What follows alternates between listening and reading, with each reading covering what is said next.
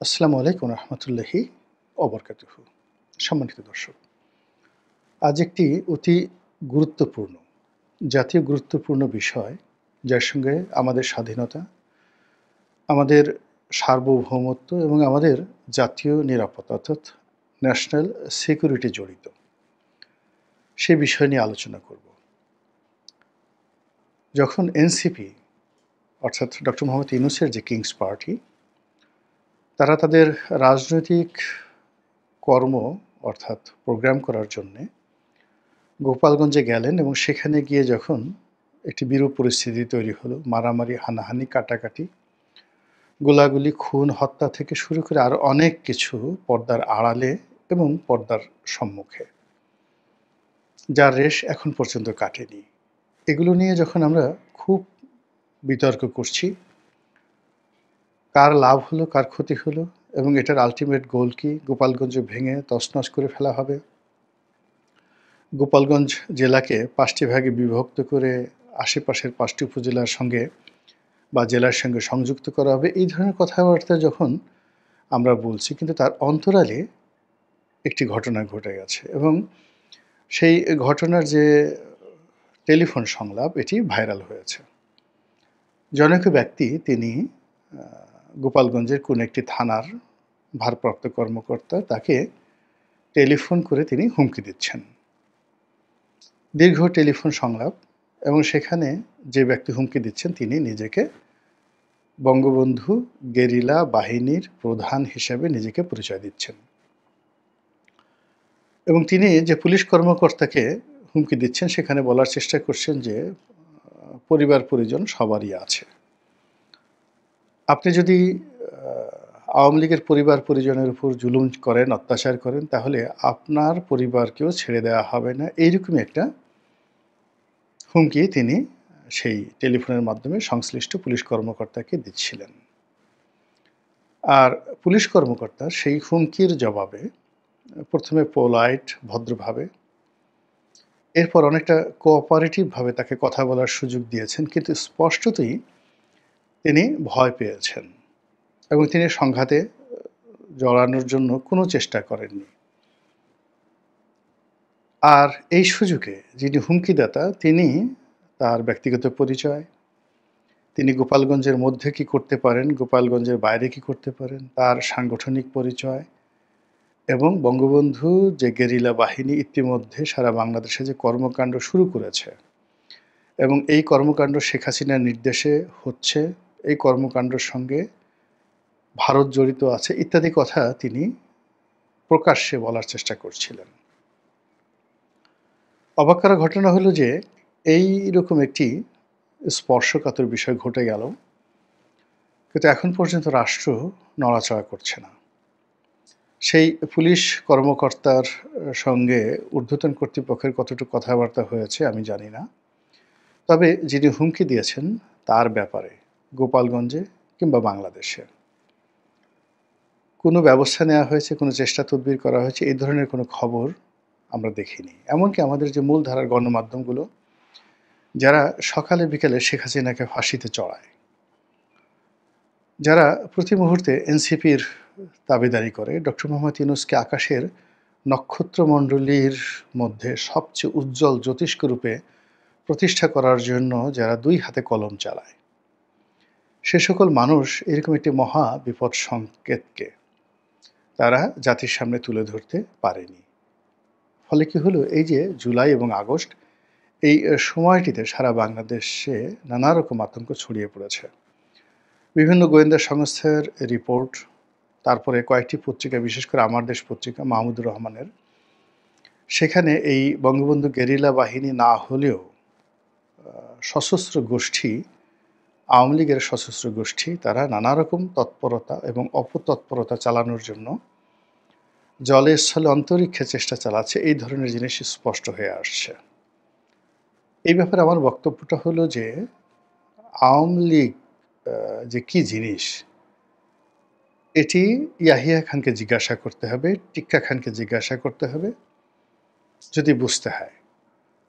আওয়ামী লীগ কী জিনিস এটা বুঝতে হলে হুসেন মোহাম্মদ এরশাদ, রওশন এরশাদ এবং এখন জাতীয় পার্টির যারা শীর্ষ নেতৃবৃন্দ রয়েছেন তাদের কাছে জিজ্ঞাসা করতে হবে হাসানুল হক ইনু এবং রাশেদ খান মেনন থেকে শুরু করে প্রয়াত মতিয়া চৌধুরীকে, যারা জীবনে একবার আওয়ামী লীগের বিরোধিতা করেছেন এবং আওয়ামী লীগের সঙ্গে যারা টক্কর নেয়ার চেষ্টা করেছে, তাদের সবার ডিএনএর মধ্যে প্রত্যেকটি পরতে পরতে আওয়ামী লীগ যেভাবে জয় বাংলার স্লোগান লাগিয়ে দিয়েছে, যেভাবে শেখ হাসিনার স্লোগান পরিয়ে দিয়েছে, যেভাবে বঙ্গবন্ধুর স্লোগান সেখানে ঢুকিয়ে দিয়েছে, ফলে এই লোকগুলো, এত বড় বড় মানুষগুলো জীবনের একটা পর্যায়ে এসে তারা আর্তচিৎকার করতে বাধ্য হয়েছেন।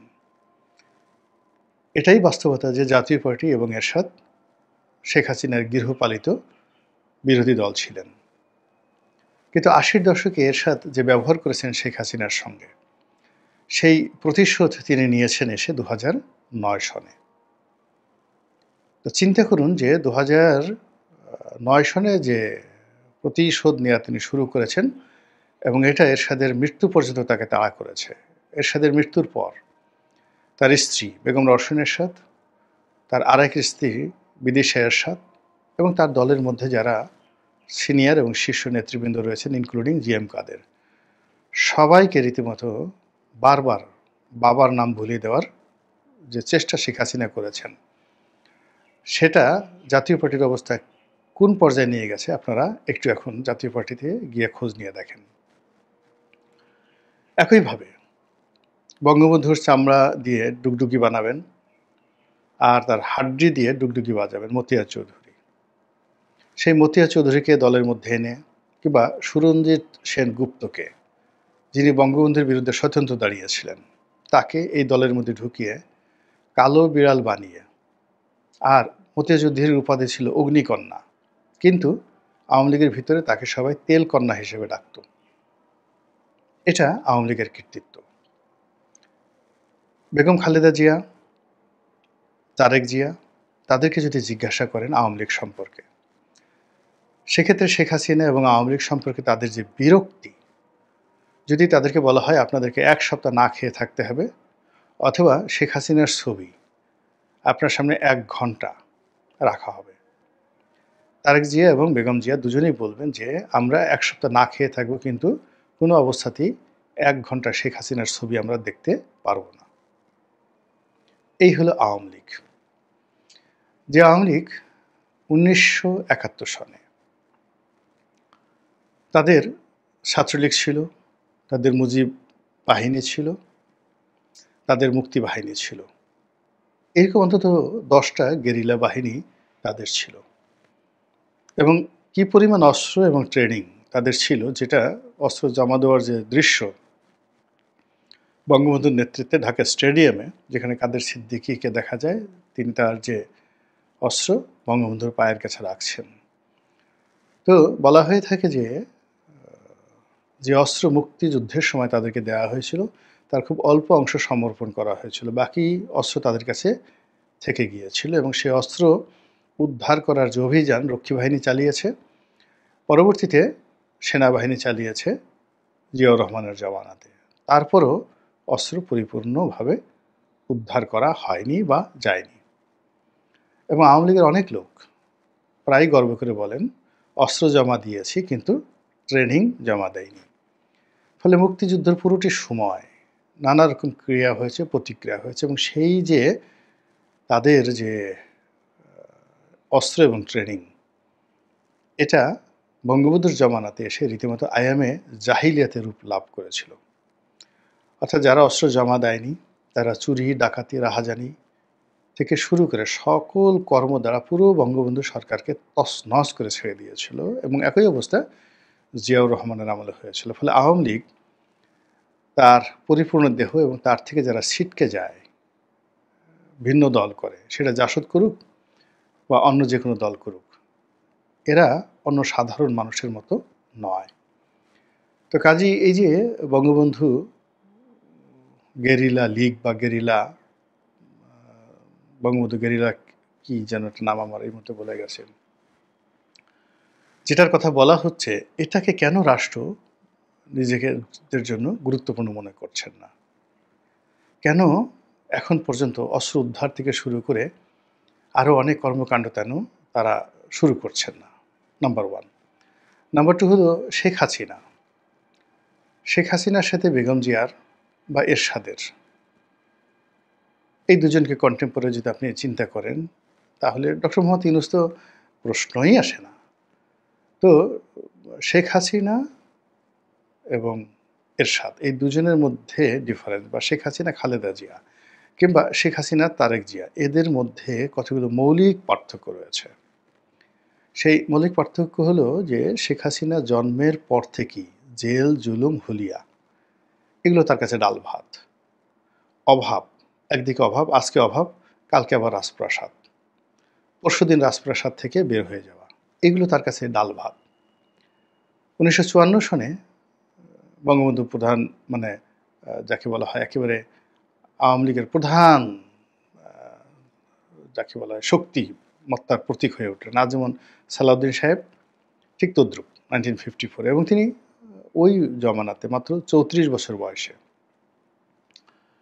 তিনি মন্ত্রী হলেন এবং পাকিস্তানের অবিসংবাদিত টপ 10 10 জন প্রথম সারির নেতার মধ্যে পূর্ব পাকিস্তানে, পশ্চিম পাকিস্তানে, পাঞ্জাবে, সিন্ধুতে, বেলুচিস্তানে, মানে পুরো জায়গাতে বঙ্গবন্ধু শেখ মুজিবর, তখন তো বঙ্গবন্ধু হননি, শেখ মুজিবর, এই নামটি নিখিল পাকিস্তান, মানে নিখিল পাকিস্তানের 10 জন শীর্ষ নেতাদের মধ্যে তিনি একজন হয়ে গেলেন মাত্র 34 বছর বয়সে। আবার মিলিটারি শাসন আমলে, অর্থাৎ 1958 সনে তিনি জেলে গেলেন। এর আগে আবার 1954-এ তার যখন মন্ত্রিত্ব গেল, তারপরে যুক্তফ্রন্ট সরকারের প্রথম ক্যাবিনেটটা ভেঙে গেল, তখন তিনি আবার জেলে গেলেন। তো এরকম জেলে যাওয়া, পালানো, ফিরে আসা, ক্ষমতা গ্রহণ করা, এই যাকে বলা হয় রাজভোগ খাওয়া, আবার একটু পরে গিয়ে দেখা যাচ্ছে আলু ভর্তা খাওয়া, এটা আসলে শেখ হাসিনার জন্য, মানে সূর্য সকালবেলা যেভাবে উঠে সন্ধ্যার সময় অস্ত যায়, এর মধ্যে যেভাবে আমরা কোনো আশ্চর্যজনক কোনো কিছু দেখি না, ওটা শেখ হাসিনার জন্য ওই রকম। এবং তার প্রমাণ হলো যে শেখ হাসিনার বয়স এখন 80 বছর। 80 বছর বয়সে আমার এখন গলা কাঁপে। আমার বয়স প্রায় 60 বছর, আমার গলা কাঁপে, আমার হাত পা কাঁপে, আমি ঠিকমতো চলতে পারি না। কিন্তু উনি এখান থেকে কি দিব্যি শক্তি নিয়ে তারপর শেষে তিনি হেলিকপ্টার উঠে ভারতে চলে গেলেন। তার আশেপাশের লোকজন তাকে সান্ত্বনা দেওয়ার চেষ্টা করলো, কেউ কান্নার চেষ্টা করলো। তিনি ন্যূনরকম ভনিতা না করে অ্যাজ ইট ইজ তিনি যাচ্ছেন, আবার আসবেন, প্রমোদ ভ্রমণে যাচ্ছেন, বা বিদেশ, নর্মালি তিনি প্রধানমন্ত্রী হিসেবে যেভাবে বিদেশ ভ্রমণ যান ওইরকম, মানে ক্ষমতা হারাচ্ছেন, ক্ষমতা ছেড়ে যাচ্ছেন, এরকম কোনো অভিব্যক্তি আপনারা দেখেন তার হেলিকপ্টার ওঠার দৃশ্য, কোনো রকম অনুশোচনা নেই, ভয় নেই, ভীতি নেই, বরং তিনি যেভাবে বিদায় বেলায় তার আপনজনদেরকে তিনি সান্ত্বনা দিচ্ছিলেন, ওনাকে কান্নার চেষ্টা করছিলেন, ওই দৃশ্যর মধ্যে দেখেন তার দৃঢ়তা কোথায়। সেই দৃঢ়তা নিয়ে তিনি এখন শাহী মেহমান, অর্থাৎ রাজকীয় মেহমান। তার লোকজন এই বাংলায় সর্বত্র রয়েছে, অর্থ নিয়ে, অস্ত্র নিয়ে, টাকা নিয়ে, ক্ষমতা নিয়ে, বুদ্ধি নিয়ে, এবং এখনও পর্যন্ত যদি বিএনপির 10 জন লোককে ডাকেন, 10 জন, 100 জন লোককে ডাকেন, জামাতের 100 জন লোককে ডাকেন এবং আওয়ামী লীগের 100 জন লোককে ডাকেন, পাশাপাশি বসিয়ে দেন, তাদেরকে বলেন তোমরা মারামারি করো, তাদেরকে বলেন তোমরা তাস খেলো, তাদেরকে বলেন তোমরা দাবা খেলো, তাদেরকে বলেন তোমরা চুরি করো, তাদেরকে বলেন তোমরা ডাকাতি করো, দেখবেন যে প্রায় সব ক্ষেত্রে এই সম্মুখ সমরে ঘুষাঘুষি, তাস খেলা, জুয়া খেলা, যদি বলে তোমরা নাচো, নাচতে বলা, যদি বলে তোমরা নামাজ পড়ো, নামাজ পড়া, মানে সব কাজে অন অ্যাভারেজে আপনি আওয়ামী লীগের লোকদেরকে যে নম্বর দিতে পারবেন, তার অর্ধেক নম্বরও বিএনপি এবং জামাতকে দিতে পারবেন না। মানে তাদের প্রায় সব ক্ষেত্রে পারঙ্গমতা রয়েছে। তার হাউমাউ করে কেঁদে দিতে পারবে, চোখের পানিতে ভাসিয়ে দিতে পারবে, আবার অট্টহাসি দিয়ে তারা আপনার বুকে কম্পন ধরিয়ে দিতে পারবে। তারা একটা ধমক দিয়ে আপনাকে, যাকে বলে, স্তব্ধ করে দিতে পারবে, আবার আপনার পা ধরে সালাম করে আপনার কাছে নিজেকে সমর্পণ করতে পারবে। এই গুণগুলো, রাজনীতির এই গুণগুলো আওয়ামী লীগ যেভাবে রপ্ত করতে পেরেছে, অন্যান্য রাজনৈতিক দল মানে তারা এখনও সেখানে পৌঁছানো তো দূরের কথা, তারা মানে এগুলো সন্ধানই পায়নি। এবং ডক্টর মোহাম্মদ ইউনূস এবং এনসিপির যারা আছেন তারা এখনও পর্যন্ত আওয়ামী লীগের এই সকল দোষ এবং গুণের সঙ্গে যদি আপনি তুলনা করেন, তারা অবোধ শিশু, ইনফ্যান্ট, দাঁত ওঠেনি এখন পর্যন্ত, মূলা দাঁত। আপনি দেখেন নাই যে ওই ডক্টর মোহাম্মদ ইউনূস ক্ষমতা গ্রহণ করার পর তিনি রংপুরের শহীদ আবু সাইদের বাড়ি থেকে খুব চেষ্টা করেছিলেন কান্না করার জন্য। তারপরে এনসিপির যারা আছেন তারাও চেষ্টা করেছেন, কিন্তু তাদের কান্না হয়নি।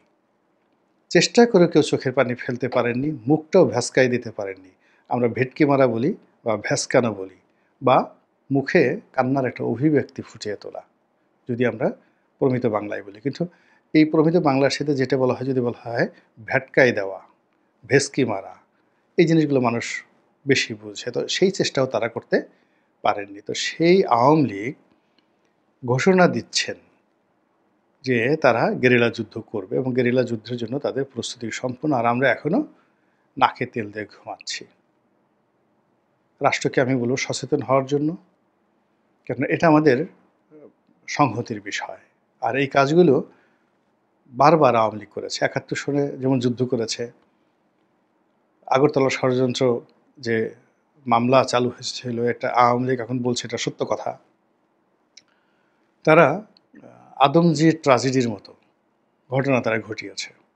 পুরো আদমজি জুট মিল বন্ধ হয়ে গিয়েছিল, এবং ওই ঘটনার পরে সামরিক শাসন মার্শাল ল এসেছিল।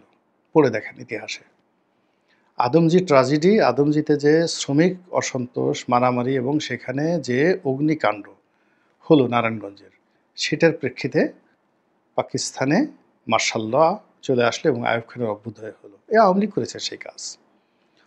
পার্লামেন্টের মধ্যে ডেপুটি স্পিকার শাহেদ আলীকে পিটিয়ে কে মেরে ফেলেছে?